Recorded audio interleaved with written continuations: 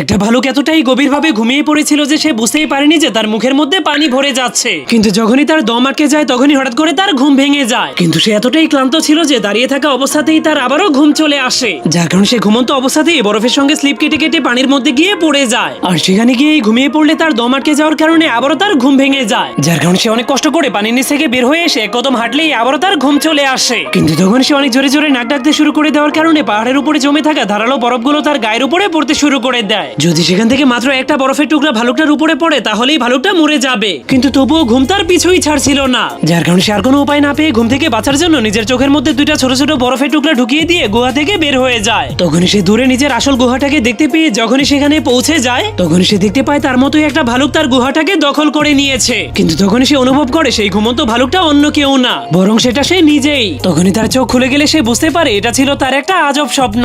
যাওয়ার আগে আপনার ফোনে কত % চার্জ আছে তা কমেন্ট করতে ভুল